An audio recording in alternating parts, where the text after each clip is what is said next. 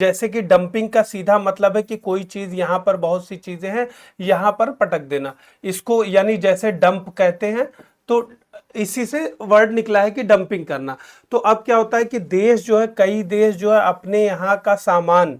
दूसरे देशों में डंप कर देते हैं। ठीक है, और ये डंप कैसे करते हैं? जब डंप करते हैं तो जो देश में कीमत होती है, इसका यहाँ पर प्राइस होता है, तो इससे कम कीमत पर यहाँ पर कम कर देते हैं। ठीक है, इससे कम कीमत करने के लिए वो इनको सब्सिडी देते हैं, इनको और दूसरे टाइप के प्रोत्साहन देते हैं, जैसे निर्यात प्रोत्साहन देते हैं, इस तरीके के अलग अलग प्रोत्साहन देते हैं। तो इससे होता क्या है, जब डंप कोई चीज किसी देश में होती है तो वहां पर जो एक्चुअल कॉस्ट उसकी है, तो उससे जो है कहीं ना कहीं कम हो जाती है। जैसे इस पेन की कीमत 5 रुपए भारत में बनाने की एक्चुअल कॉस्ट है, और 5 रुपए में भी ये बिक रही है, तो मैक्सिमम इसकी कीमत जो है 5 से 6 के बीच में आएगी। लेकिन अगर किसी देश द्वारा वहां पर भी 5 ही रुपए का बन रहा है, लेकिन वहां पर सरकार द्वारा प्रोत्साहन अलग अलग तरीके के दे दिया जाए, जैसे सब्सिडी दिया जाए, कोई और अन्य सहायता दिया जाए, तो उससे क्या है कि हमारे देश में ये जो है 3 रुपए की भी हो सकती है।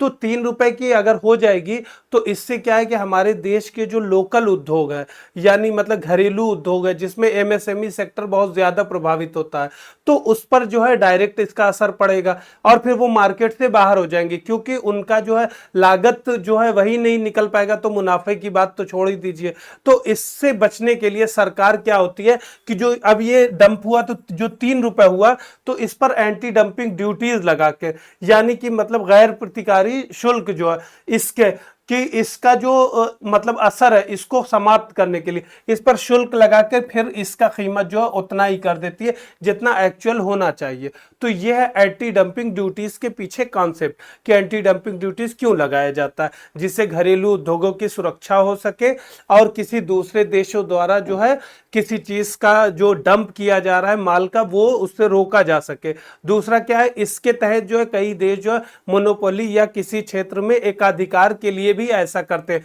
कि पहले डंप कर देते हैं या फिर सस्ती कीमत पर देते हैं। तो सस्ती कीमत पर देने के बाद कुछ दिनों के बाद जब मार्केट से प्लेयर सारे गायब हो जाएंगे,